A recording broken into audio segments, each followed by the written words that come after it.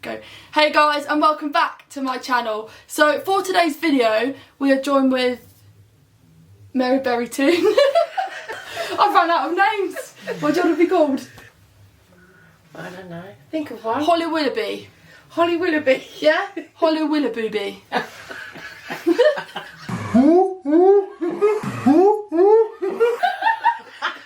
So yeah, we're going to be talking about my auntie's perspective on how my medication has changed me. Yeah. If it works. Philip Schofield over there is going to be, put your hand in. There you go. Philip Schofield is going to be asking us some, well, not me, Tammy, my auntie Tammy. Anyway, Mum, come on. Right, Tam. Philip, come on. How before Molly had her medication? Yeah. How sort of like did you think that there was something like wrong, or did you just think that she was being naughty? Did you see it? Sometimes it was like she was just being a kid, a teenager. So some of it was normal, but then on the other hand, it was just like, wow. Wow.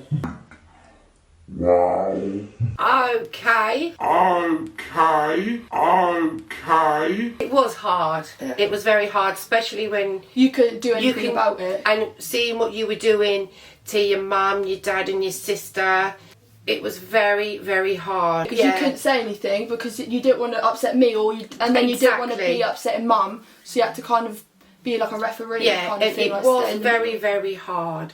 Sometimes it was very upsetting. Yeah, it was overwhelming because obviously I could see what you were doing, but I didn't know how to stop it. Obviously we all knew deep down that there was something wrong, but no one was willing to help. Yeah, so at the same time. I mean, you went to CAMS, you went to So I went counselling. I done cognitive therapy, didn't I? I done school mentoring, where you had someone come in from outside of the school that would essentially talk to you about what's happened this week at school. But the thing is, I was so good at masking and pretending that everything was okay because my mum and dad were doing that, you know, with like the rest of our family, because what happened at home stayed at home and nobody knew, did they? Because you didn't know the extent to what was happening. No, but also at the same time, it's like for you, that was normal. Yeah, what you were doing was my normal. Yeah, it was. And to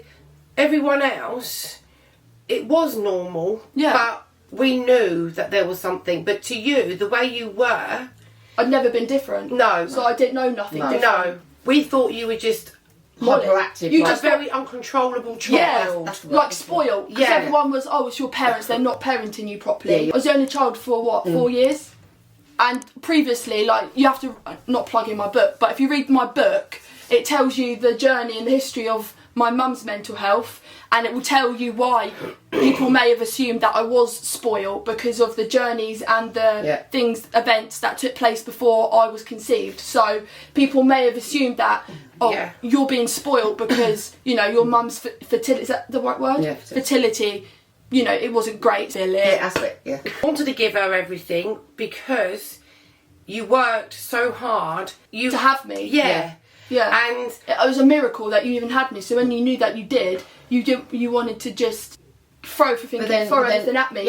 But people took that as if I was spoiled. Then, like, see, other people don't know what I went through myself. No, but when you have your hair done, Philip, when you're not Philip Schofield anymore, my mum will come on here and we'll talk about the events that took place before. The questions they asked in the diagnosis thing was about the family events and the traumatic birth, and obviously I did have a traumatic birth and after, and so when I was born, it was almost like I'd come into a stressful situation because everybody was like, oh, what did I have wrong with me?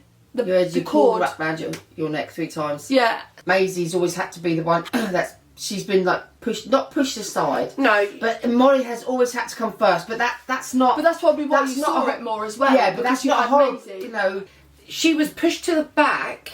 But she was okay with that because she was laid back. I mean, because with Maisie though, that was new, that was something that's always been. So to her, it was normal as well. Like, but especially because where you crave my attention 24/7. You know, oh yes, I promise Maisie, I'll have time with you, but I could never really have a lot of time with Maisie. Like, for example, like when I was at school and Maisie would come home, say she got like a certificate or something, I was always in trouble, so the attention, wasn't it? It went straight to me, and Maisie's achievements kind of got drowned out by, oh, I need to go to school now because Molly's been excluded, or Molly started trouble, so I need to go there. And Maisie was always like, oh, I'll talk about it later. But she's still like that now because she's, I think like, thankfully, she's a laid back and very private person. And I think she would be that regardless of what I have. But I think, in a way, it's meant to be that way because I'm the eldest. It's kind of like you expect me to move on and like move out and get on with my life. But Maisie seems to be that step above me all the time, so it almost like I'm the youngest. Yeah. Do you know what I mean? It's almost like that. Like Maisie will probably move out before me. It's like vice versa, isn't it? Yeah, it's reversed. But I think it's worked out well because Maisie, again, like she's independent, she's strong on her own, and she's very strong-minded. She can stick up for herself, but like sometimes she does need extra attention and support. I feel guilty that I haven't been able to give because I feel like, even though I know it's not Molly's fault, I don't give her the attention that she needs at the right times. Yeah. And then when I do get to give her attention, I feel like, because Molly's like, well, that's not fair because you can't help it, you know. Who we love, the person who ADHD. Yeah. That's, without that, you wouldn't be the person you are. How now do you feel? Like in your opinion, I've been medicated. Yeah, this is your opinion now. It's a breakthrough. It's dramatic. It's traumatic. It's traumatic. Where I would have taken offence before without my medication. I think I would have been offended with you saying Maisie getting attention. No, that's not my problem. That's not my fault. Well, I can't help it. It's my fault. You yourself have got a lot more patience. Yeah, I've grown as a person. Your time, because you've got it, my hands, you've got it all under control. Well, 75% of it is under control. No, but it is 75% because you are never going to get it all under control because, like we've just said, that's you. I mean, my private doctor, she said to me, wasn't it, like, pills don't give you skills. So, like, you have to learn those skills to for your pills to work. It's something that's there to help you. Like, short term, isn't it? Yeah. Like, the medication I'm on is a short term, because I don't want to be on it, because I feel like I want to be able to. You don't like taking tablets full stop? No. Never have done, not even headache tablets. No, I don't. No, but like, my anxiety is health. So for me, when I had to be medicated, because like the doctor said, they're not going to be able to get under control and learn the skills if we don't experiment with medication. You've had everything. Sleeping therapists. Come around the house. And none of it helped because nobody could see past the mask that we all put on as a family. Oh, but then me and you used to be at loggerheads all the time. Yeah, you did. I think with me and you though, we're more like sisters than what we are. Because you're my youngest auntie. Yeah. It is. She's like your big sister, and sometimes you clash. Yeah, you do. But that's a family. Though. Yeah, then I was going to say I wouldn't want that any other way. No. I suppose in a way it's who we are. It's who we are. It's like as well for the love that we've got, you couldn't imagine anyone else having. No, because it's very hard to find. And we wear our heart on our sleeves. We're all private sort of like people. You know. Well, I'm not. I'm putting my life online. I know, but that's one thing that I thought Molly would never do, Tam, and I will say it again. Same with me. But then who would have thought this time last year she would be sitting here doing this now? Never.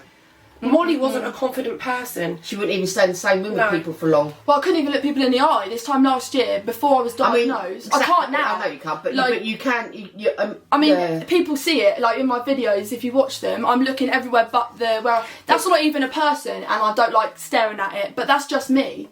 I'm not going to fake it, because this channel is purely for people to see it as, you know, it's ADHD. You've got to be the person you are, which is a person with ADHD. Exactly. With that extra, I mean, I'd call it like an extra bonus. Yeah. I call it a bit of spice, because it does give you that kick of, you know, attitude. It gives you that kick of immaturity, and I'll always be a kid at heart. Because it has been hard, but the thing is though... But it's worthwhile, I think. Yeah, but it's the parents and the family that I've got around me to support me and hold me in line, because...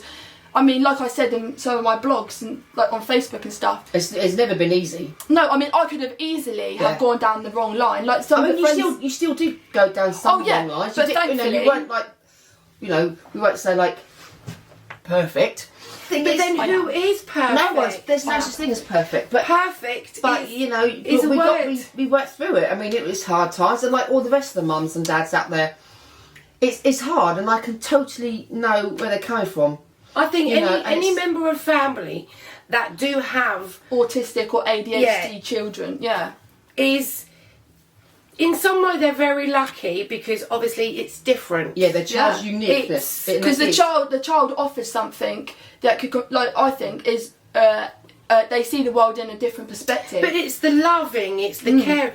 Once they have been, like you were diagnosed, you changed after a certain amount of, a couple of months with your medication. Because it took you a long time to convince yourself you had something wrong with you. Oh yeah, because I had literally, I think I went through a grieving stage. If I could put a dog to ADHD, a cockapoo Woody's got it. The representation of ADHD. Woody matches me. You know, he's got the amount of energy. That's what I say to people. I say to people like, you know, oh yeah, my niece has just been diagnosed with ADHD, and oh yeah, she's got a dog with it. Oh, baby, look Give at her a tummy kiss. Oh. Look at the camera, Bubba. Woody. Woody, woo. Sorry, that's... No, that's Woody. I thought Molly would be sat here doing this. She wouldn't be. But Molly now with a book. has got her life, and she can see that she's got a future. Yeah. Where before, she didn't. No, I think I used, like I said, I wanted to be in the police. Yeah, oh God, yeah. I put this in every video, but I wanted to be in the military police as a dog handler.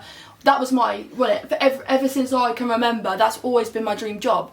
And, you know, ever since I started work, as I got older, I started to, the difficulties of working with people started to become more of a dominant vibe. Like, you could definitely see it. I could definitely feel like I am different, like, to other people.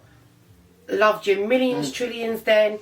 You were caring and loving. But now, to see you as a young woman. Yeah, I've definitely Back grown. then, you were a child. Yeah, I definitely feel like I've now grown. you can actually see that you're a beautiful, Not intelligent grown, young it's woman. like you matured. Yeah, like all the years of I should have been maturing, like from like 12, 13, 14, 15, 16, I was the same as I was when I was 10. Like I was still, and then you can come in, but it's like my school, that's going to be a video because I feel like that needs to be spoken about. Like my whole school, I'm going to call it adventure because it certainly was an adventure. And my perspective of what went on, you know, it was funny, some of the things like filling up water balloons and throwing them. You know, just and stuff. What I did was funny, you know, to me. But like I'm saying, for me and your daddy. No, and that's why I want you in here because it's like the perspective coming from my parents. Also, can I just say that's the thing with all the choices you made, all your consequences was on me and daddy. Yeah, exactly. We had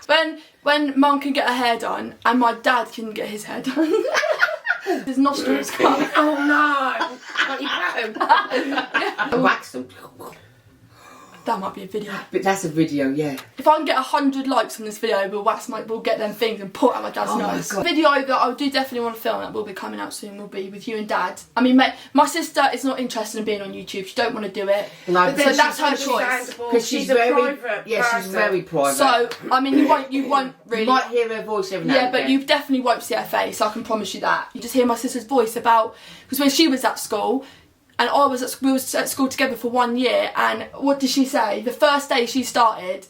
It's about, are you like your sister? Molly's been arrested, you know, Molly's done this in the toilet, and she was like crying her eyes out. She rang me up crying and saying, Molly's been arrested, the police were in Molly's like... that's what I mean. Her school life was traumatic from the word go because I was there. She had to follow in your footsteps. And I mean that will be a video, but it might just be on my face and Maisie on the where Philip is now. You know, she will have to be there, but she definitely is not one for YouTube. You know, it's no, but like when you go to the doctors, you only get a clinical version of what ADHD is and how it might affect your home life. But I am trying to portray it as not portray it because it actually did happen, but I'm trying to tell my story and help parents, help teachers see it from the actual child's point of view. It is hard to live with. Oh, exactly. But from a child, I'm trying to be their voice, you know. Exactly. I'm trying to communicate for them so that they can say, well, yeah, that's how I feel, Mum, or yeah, yes, Mrs. Blah blah blah. That's how I feel. Yeah. So a teacher could say, well, I know you have ADHD, but you know, I watched this girl on YouTube. Can you tell me if that's how you feel? Is that how school makes you feel? You know, and try and be a communication advice thing for a child to say, well, yeah, Mum, that is how I feel. It's being in. You need to be in that middle where you've got the child and the teacher, and then you're in the middle. My mum you see both sides. But now I do. Been there, exactly. Yeah, now you do. Now I and that's do. why you said you want to be the voice for the ADHD. Yeah. But yeah, anyway, that probably means that we should shut up now. But the video will be coming soon about school. But yeah. So if you subscribe to the channel, give the video a like. Yeah, I'm not a YouTuber. I don't know what to say. Just make sure you like, subscribe. Woody, stop. Share the video. And make sure, like, teachers, you know, if you know a teacher that works with ADHD children, autistic children, you know, if you know a family that's struggling, share them, you know, share my link, tell them. And they're welcome to get in contact, ask us questions. Yeah, on my blog, Me, Myself and ADHD. It's just like, Black's it was black. Yeah. Yeah. But now I do. It's just I've got a whole different perspective of things because I see it from, now I can see it from parents, Now your mind's teachers, calmer, it's opened up. Yeah, my point of view, and I have more time to elaborate on what I'm going to say. So yeah, I need to shut up because Mum's going. So yeah, that's the end of the video. Just make sure you like, share and all that malarkey, shenanigans. And let's get on. This show on the road. Shut up. Yeah. Oh my god, can you smell Woody's fart? That is Woody's